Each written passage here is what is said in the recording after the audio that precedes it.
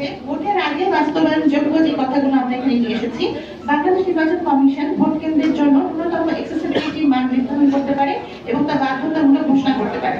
আইনে না থাকলেও আমরা মনে করি নির্বাচন কমিশনের হাতে এই পাওয়ারটা আছে যে তারা এটা কিন্তু তাদের যে নির্দেশনা আছে সেখানে তারা এটা করতে পারে।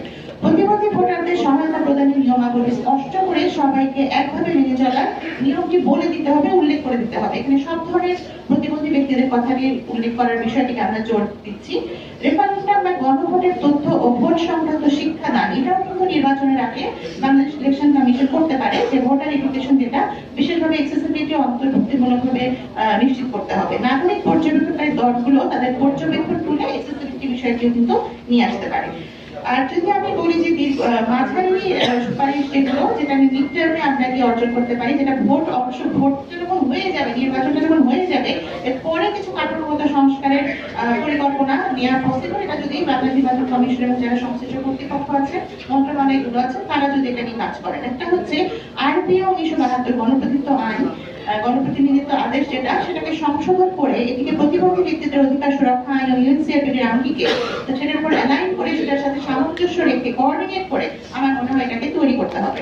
ভোট সংক্রান্ত নিয়ম ও বিধিতে অ্যাক্সেসিবিলিটি প্রবেশ ক্ষমতার মান অন্তর্ভুক্ত করতে হবে। দায়বদ্ধতা বা জবাবদিহিতার জায়গা থেকে নিয়মিত তথ্য সংগ্রহ এবং পর্যবেক্ষণ নিশ্চিত করতে হবে এবং নিয়মিত সেই তথ্যগুলো জনসাধারণের সাথে শেয়ার করতে হবে। এটা শুধু তাদের কাছে রেখে দিলেই হবে না, জনসাধারণ যাতে বুঝতে পারে যে এখানে নিয়মিত তথ্য সংগ্রহ করা হচ্ছে, কতগুলো তথ্য মানুষের কাছে ভিজিবল হচ্ছে। বাংলাদেশ নির্বাচন কমিশনের ভেতরে একটি স্থায়ী অ্যাক্সেসিবিলিটি ফোকাল মেকানিজম যদি সিস্টেম তৈরি করা যায়, তাহলে নিয়মিত নজরদারিটা জোরদার হবে এবং সেই জন্য প্রয়োজনীয় ব্যবস্থাপনা নির্বাচন কমিশনকে কিন্তু নিতে হবে।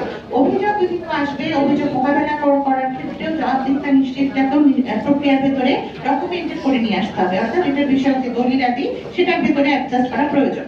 ভোটের পর অন্তর্ভুক্তিমূলক নির্বাচন সম্পর্কিত মূল্যায়ন নিয়মিত বাংলাদেশ নির্বাচন কমিশনকে প্রকাশ করতে হবে। দীর্ঘমেয়াদী কিছু লক্ষ্য আমরা বলছি, যেটা হয়তো ইমিডিয়েট বা তাৎক্ষণিকভাবে আমরা ফলাফলটা পাবো না, কিন্তু দীর্ঘমেয়াদে এটা নিয়ে আমাদের কাজ করার প্রয়োজন। যেটা হচ্ছে আইন ও নীতিগত সংস্কার। আমাদের দেশে কি আইন হয়ে গেলে সেটা সংস্কারে কিন্তু প্রচুর ব্যুরোক্রেটিক একটা সময় লাগে, একটা দীর্ঘমেয়াদী একটি প্রক্রিয়া।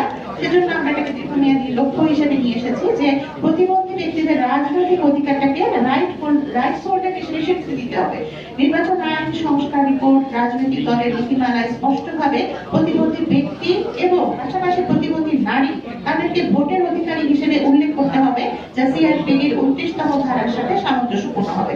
সিভিল সোসাইটি প্রতিবন্ধী ব্যক্তিদের সংগঠন যেগুলো আছে বাংলাদেশ নির্বাচন কমিশনের কাছে, তারা অবশ্যই বলবে যে নির্বাচন ব্যবস্থায় প্রতিবন্ধী ব্যক্তিদের অন্তর্ভুক্ত করার জন্য ডিসাবিলিটি ইনক্লুশন স্ট্র্যাটেজি বা প্রতিবন্ধী ব্যক্তিদের অন্তর্ভুক্তি করার একটি কৌশল, কর্মকৌশল বা অ্যাকশন প্ল্যান তারা যাতে নির্ধারণ করে, তৈরি করে, প্রকাশ করে, যেখানে থাকবে পরিমাপযোগ্য লক্ষ্য, সময়সীমা এবং দায়বদ্ধতা।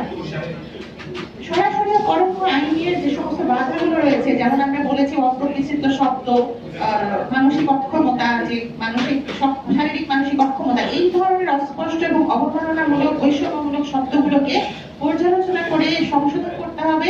সঠিক শব্দ যেটা আইনগতভাবে স্বীকৃত সেই শব্দের বাস্তবায়ন আমরা